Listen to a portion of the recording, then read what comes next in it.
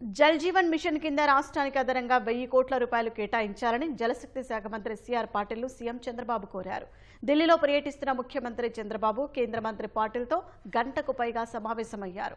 రాష్ట్రంలో సాగునీటి ప్రాజెక్టులకు కేంద్ర ప్రభుత్వ అనుమతులు, వివిధ పథకాలకు నిధుల విడుదలపై సీఎం చర్చించారు. విభజన హామీల్లో భాగంగా ఆమోదం పొందిన ప్రాజెక్టులకు తక్షణమే ఆర్థిక సాయంపై చర్చించిన చంద్రబాబు పెండింగ్ అంశాలపై ఉన్నత స్థాయి సమావేశం నిర్వహించాలని కోరారు. సాగునీటి, తాగునీటి అవసరాలను దృష్టిలో ఉంచుకుని నిర్ణయాలు తీసుకోవాలని విజ్ఞప్తి చేశారు.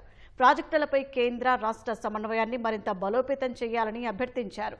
పీఎంకేఎస్వై కింద చెరువులు, కాలువల పునరుద్ధరణకు ప్రతిపాదనలు సిద్ధం చేశామని సీఎం వివరించారు. పోలవరం ప్రాజెక్టు పనుల పురోగతిని కేంద్ర మంత్రి సిఆర్ పాటిల్కు వివరించిన సీఎం పెండింగ్ అనుమతులు వెంటనే వచ్చేలా చూడాలని విన్నవించారు. రెండో దశ పనుల పూర్తికి నిధులపై త్వరలోనే పూర్తి నివేదిక కేంద్రానికి సమర్పిస్తామన్నారు. వంశధార నదీ వివాదంపై ట్రైబ్యునల్ తీర్పుల అమలు ఇంకా పూర్తిగా జరగలేదని కేంద్ర మంత్రి దృష్టికి చంద్రబాబు తీసుకెళ్లారు. నేరేడి బ్యారేజ్ నిర్మాణానికి అనుమతులు మంజూరు చేయాలని కోరారు. కర్ణాటక ప్రభుత్వం ఆల్మట్టి డ్యాం ఎత్తును పెంచాలని భావిస్తోందన్న సీఎం దీనికి సంబంధించి భూసేకరణకు కూడా సిద్ధమైందని వివరించారు. సుప్రీంకోర్టు పరిధిలో ఉన్నందున కర్ణాటక ముందుకెళ్లకుండా కేంద్ర ప్రభుత్వం నిలువరించాలని పాటిల్ను సీఎం చంద్రబాబు కోరారు. అదేవిధంగా కేంద్ర ఆర్థిక శాఖ మంత్రి నిర్మలా సీతారామన్తోనూ సీఎం చంద్రబాబు భేటీ అయ్యారు.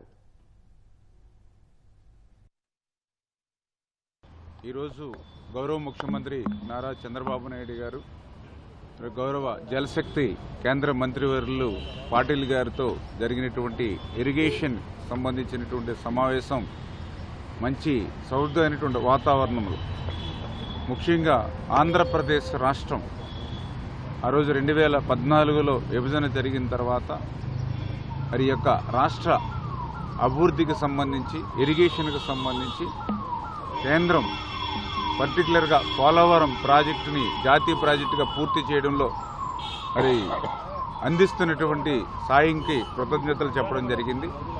అదేవిధంగా ఆ పోలవరానికి సంబంధించి ఛత్తీస్గఢ్, ఒరిస్సా రాష్ట్రాల్లో ప్రజాభూ సేకరణ జరగలేదు అని చెప్పి ఆ రోజు మరి 2011 సంవత్సరంలో స్టాప్ వర్క్ ఆర్డర్స్ ఏదైతే ఆ రోజు కేంద్రం ఇచ్చారో అది తాత్కాలికంగా ఎప్పటికప్పుడు పొడిగించుకుంటూ, అంటే రేపు 2026 నవంబర్ వరకు ఆ యొక్క స్టాప్ వర్క్ ఆర్డర్ మీద స్టే ఇవ్వడం జరుగుతుంది. దీన్ని శాశ్వతంగానే ఈ స్టాప్ వర్క్ ఆర్డర్ని మరి క్యాన్సిల్ చేయమని చెప్పేసి కూడా మరి కోరడం జరిగింది.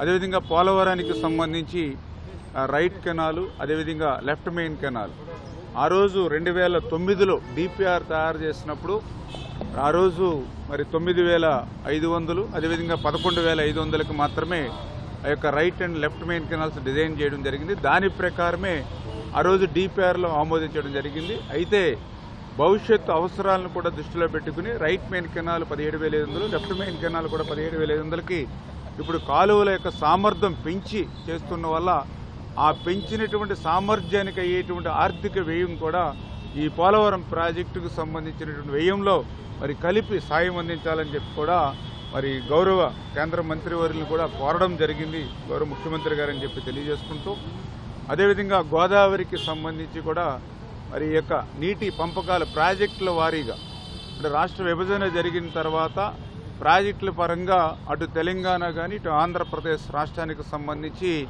మరి యొక్క గోదావరి ట్రిబ్యునల్ని వేసుకుని తద్వారా ఆ యొక్క వాటాలను తీసుకోవాలని గతంలోనే మరి అపెక్స్ కౌన్సిల్ మీటింగ్లో కూడా అటు తెలంగాణ ఇటు ఆంధ్ర రాష్ట్ర ముఖ్యమంత్రులు నిర్ణయం తీసుకున్నారు. కాబట్టి ఆ నిర్ణయానికి అనుగుణంగా గోదావరి ట్రిబ్యునల్ను వెనువెంటనే నియమించి తద్వారా ఆ యొక్క ప్రాజెక్టుల వారీగా నీటి పంపకాలు గోదావరిపై చేయాలని చెప్పి కూడా కోరడం జరిగిందని చెప్పి తెలియజేసుకుంటూ, అదేవిధంగా వంశధార ట్రిబ్యునల్కి సంబంధించి మరి వెనువెంటనే దాన్ని కూడా అమలు చేసేటువంటి విధంగా, అంటే ఏదైతే 2021లోనే తీర్పు ఇచ్చినటువంటి నేపథ్యంలో ఆ వంశధార ట్రిబ్యునల్ యొక్క తీర్పును అమలు చేసినట్లయితే ఆ ఉత్తరాంధ్రకు సంబంధించి మరి నేరేడు బ్యారేజ్ ఇవి కూడా నిర్మాణం చేసుకోవడానికి అవకాశం ఉంటుంది. కాబట్టి ఆల్రెడీ తీర్పు ఇచ్చి ఉన్నారు కాబట్టి ఆ గెజిట్ నోటిఫికేషన్ కూడా ఇమ్మని చెప్పేసి కూడా కేంద్రాన్ని కోరడం జరిగింది.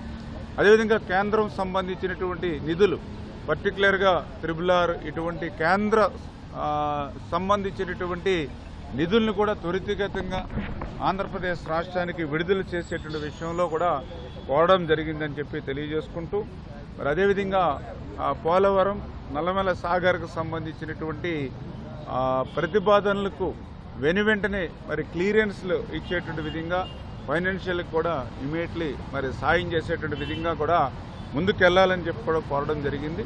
గతంలో కూడా తెలంగాణ రాష్ట్ర విభజన జరిగిన తర్వాత మరి ఏదైతే కాళేశ్వరం ప్రాజెక్టు కానీ అదేవిధంగా మరి సీతమ్మ సాగర్ ప్రాజెక్టు కానీ ఇట్లా ఎన్నో ప్రాజెక్టులు నిర్మాణం చేసుకున్నప్పుడు లేనిటువంటి అభ్యంతరం ఈరోజు వృధాగా సముద్రంలోకి వెళ్ళిపోయేటువంటి నీటిని ఉపయోగించుకునేటువంటి విధానంలో మరి ఇక పోలవరం నల్లమల సాగర్కి ఎటువంటి అభ్యంతరాలు ఎవరు కూడా చెల్లవనేటువంటి విషయాన్ని కూడా మరి చాలా క్లియర్గా చెప్తున్నాను.